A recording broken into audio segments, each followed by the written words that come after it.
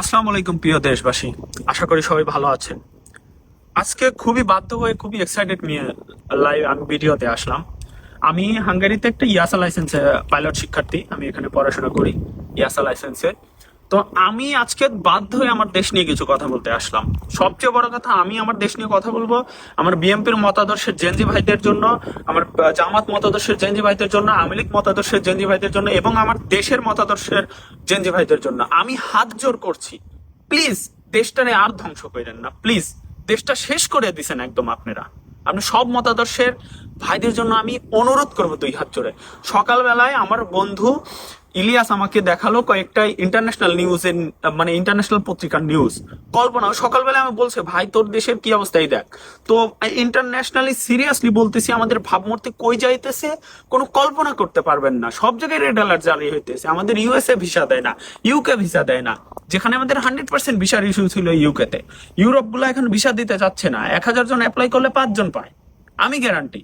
আমার স্কুলের এখানে আমি 5 জনের জন্য, আমার 5টা স্টুডেন্ট, 5টা ভাইদের জন্য আমি অ্যাপ্লাই করে করছিলাম। আজকে তো সকালবেলায় আমার ইনস্ট্রাক্টর এসে জিজ্ঞেস করলো, হোয়াট ইজ দিস ফারাবি।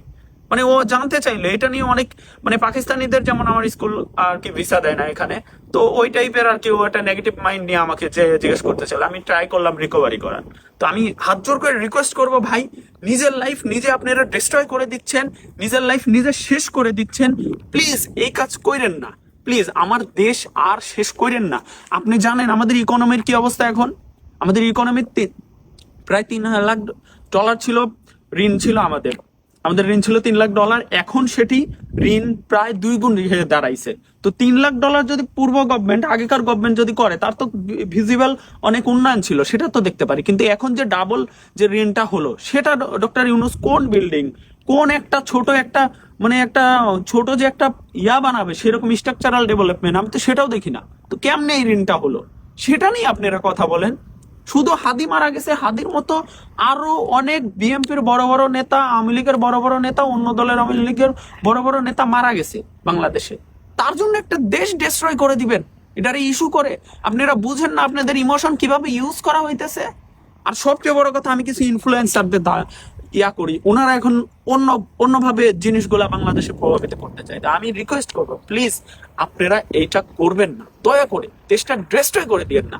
আপনারা সংস্কৃতি তো ভাঙছেনই, নষ্ট করে দিয়েছেন। আপনারা আলটিমেটলি ছায়ানটে আক্রমণ করছেন। ছায়ানট হলো বাংলাদেশের মেরুদণ্ড, সংস্কৃতির মেরুদণ্ড ছায়ানট।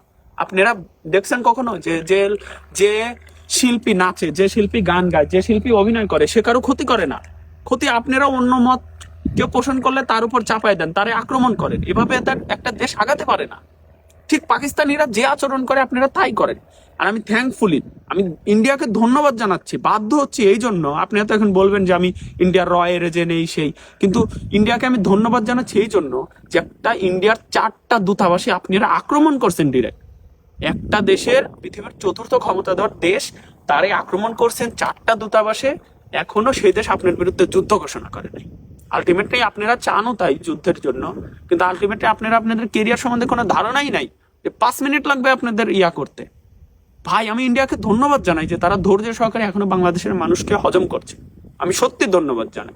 এটাই প্রকৃত বন্ধুত্বের পরিচয়। আমি ইন্ডিয়া মত চাই না, আমি ইন্ডিয়ার আধিপত্য চাই না, আমার দেশে পাকিস্তানের আধিপত্য চাই না, কিন্তু আমার দেশের স্বার্থ চাই। আর আপনি যদি দেশপ্রেমিক হন, দেশে ভালোবাসেন, নিজের কেরিয়ার ডেভেলপ করেন, স্কুলগুলাতে আসেন, ভালো ভালো স্কুলগুলোয় পড়াশোনা করেন, দেশের জন্য মেধাকে কাজে লাগান, দেশে বিজনেস তৈরি করেন, জায়গা তৈরি করেন, ইকোনমি কিভাবে ডেভেলপ হয় সেই চিন্তা করেন।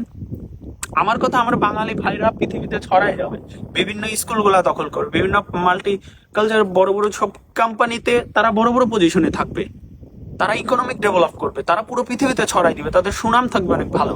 আমরা একটা ভালো নেশন হব, ভালো একটা জাতি হব, সেভাবে আমরা তার হব, আমরা জলজান্ত উদাহরণ হব। আমাদের তো হওয়ার কথা ছিল সেটা। আপনাদের ইমোশনকে কাজে লাগিয়ে কারা দেশটা একদম কই নিয়ে যায় আপনারা বুঝেন না।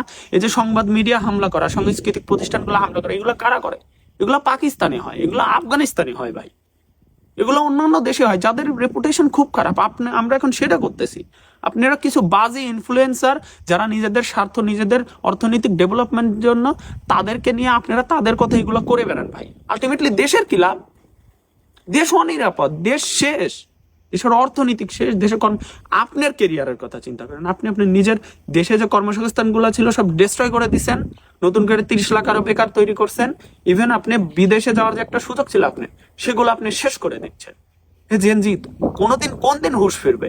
নিজের স্বার্থটা বুঝো তো, আলটিমেটলি নিজের ভালো যেটা, লাভ যেটা, সেটা তো বুঝো, নিজের চিন্তা করো, অন্য কারো চিন্তা করতে হবে না।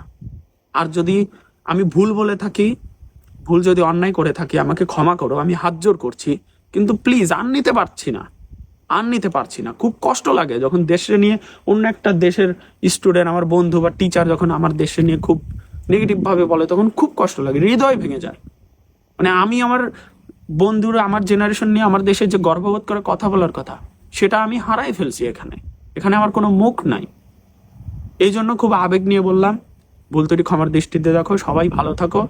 আর প্রকৃত যারা ধর্মের কথা বলে, প্রকৃত যারা ইমাম বাংলাদেশের ধর্মের কথা বলে, তারা ঠিকই ধর্ম নিয়ে বাড়াবাড়ি করে না। সো আমার কেন জানি এখন মনে হয় ধর্ম নিয়ে বাড়াবাড়িটাই দেশ ধ্বংস করে দিছে। সবাই ভালো থাকো, সুস্থ থাকো, আমার জন্য দোয়া করো, আমি তোমাদের জন্য দোয়া করি। আল্লাহ তোমাদের সুবুদ্ধির উদয় করুক। বাংলাদেশ দীর্ঘজীবী হোক, বাংলাদেশ আরো এগিয়ে যাক। আল্লাহ হাফিজ।